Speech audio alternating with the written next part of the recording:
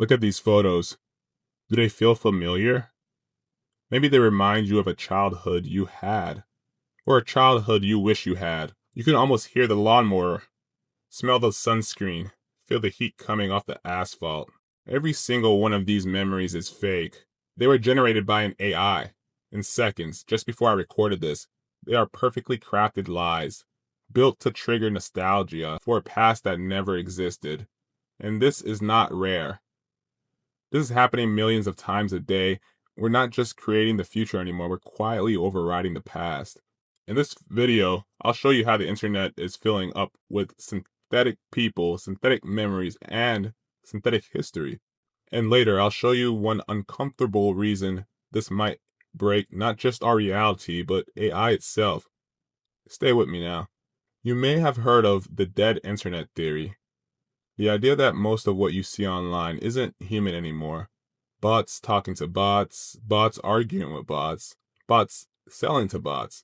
For years, that sounded like a conspiracy. Now it sounds more like a business model. Since large language models went mainstream, the cost of generating words, images, and video dropped to almost zero. So we did what we always do. When something becomes cheap, we flooded the world with it. Blog posts, fake product reviews, endless CEO optimized how-to guides no one asked for. Most of it written by machines that never used the product, never had the experience, never lived the moment. Here's the part nobody tells you. AI models are now being trained not on the old human internet, but on their own output. An AI trained on AI, then trained again and again. Researchers call this model collapse, a feedback loop where each generation becomes more distorted, further away from the original signal, like photocopying a photocopy of a photocopy, until everything turns into gray noise with confident sentences. Later in this video, I'll show you why that loop doesn't just make AI worse, it also makes our memories worse. But first, we need to talk about something more personal. The theft of your sense of reality. For most of human history, seeing was believing. A photograph was proof, a video was truth. If you caught it on camera, it happened. That rule is now dead. Today, a teenager with a laptop can create a high-resolution video of you doing something you never did. They can clone your voice from a 10-second clip on social media. They can generate historical photographs of events that never occurred. And if those images circulate long enough, someone will swear they remembered them. This is the new role of AI. Not just a tool for creation, but a memory thief. Imagine your memory as a network. Real events are anchored by photos, videos, and stories. Things you saw, things you heard, things you felt. Now imagine synthetic evidence bleeding into that network. A fake photo inserted into your family album. A deep fake video from college shared in a group chat. An AI-generated article describing an event that never happened with dates, names, and fake eyewitness quotes. You see it once, then twice, then again in another context. At some point, your brain stops asking, did this happen? And starts asking, where was I when this happened? Hello, the Nelson Mandela theory? This is the first crack in reality when an AI can create memories you never lived.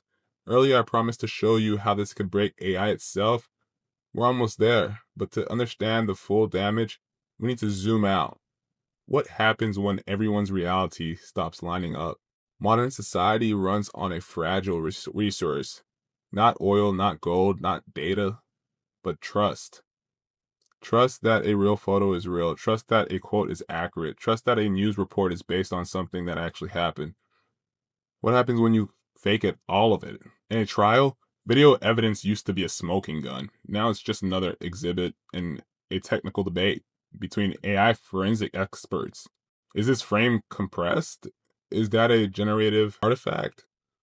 Could a model from 2024 do this? Most jurors won't know. Most judges won't either. In politics, a single deep fake released at the right moment could swing in an election. By the time fact checkers prove it's fake, The damage is already baked into millions of minds. In finance, a fabricated press release or AI-generated leak could trigger an instant sell-off. Algorithms reacting faster than humans could debunk. Later in the video, I'll give you one simple rule to protect yourself from at least some of this chaos. But first, notice where we are. We've built a world where every piece of digital evidence is on trial. So now we're fighting back with more technology, watermarks, cryptographic signatures, content authenticity initiatives, browser plugins that can scan and rate reality for you. We are building entire industries just to answer a question that used to be trivial. Is this real? This is the hidden tax of the synthetic world. A tax on you, the people's money in your pocket and wallets are paying for this. This right and ability to determine what's real versus fake. Not just money, attention, paranoia.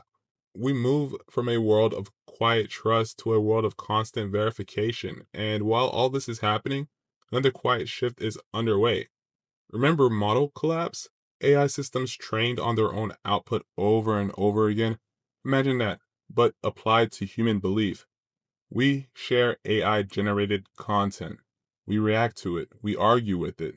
Those reactions become training data for the next generations of models, which then generates more content shaped by our responses to the last wave of synthetic content, where now it's been trained so damn well on our content that it truly cannot fail to produce synthetic content that won't convince us. Like it's always going to be able to convince us at some point that, hey, this is real.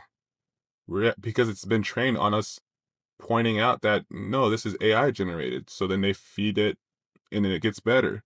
Reality becomes a feedback loop, an echo chamber, not just of opinions, but of fabrications at this point. The simulation feeds on itself. So what do we do with this? Do we log off forever, throw our phones in a lake? I mean, probably not, unless you got time and money. But there is another option. Not to beat the simulation, but to carve out a space it can't fully reach. Call it a human sanctuary. Time and places where reality does not need a watermark. Yeah, I know, a dream, right?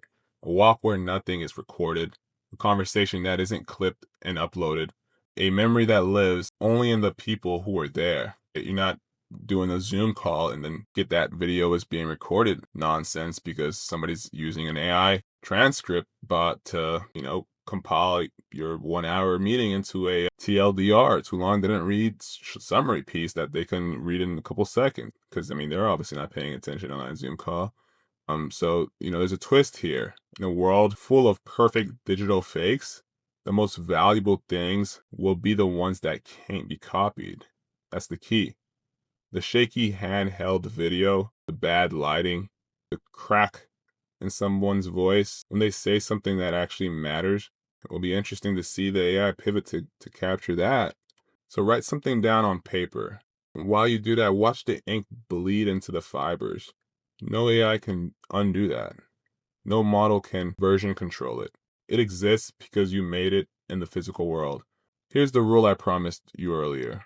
Whenever you see something shocking online, a video, a quote, a leaked image, treat it like it's probably fake until a boring, slow, human-driven source proves otherwise. Not the fastest source, not the loudest, the one with something to lose if it lies. It's not perfect, but it buys you one thing the simulation hates: time.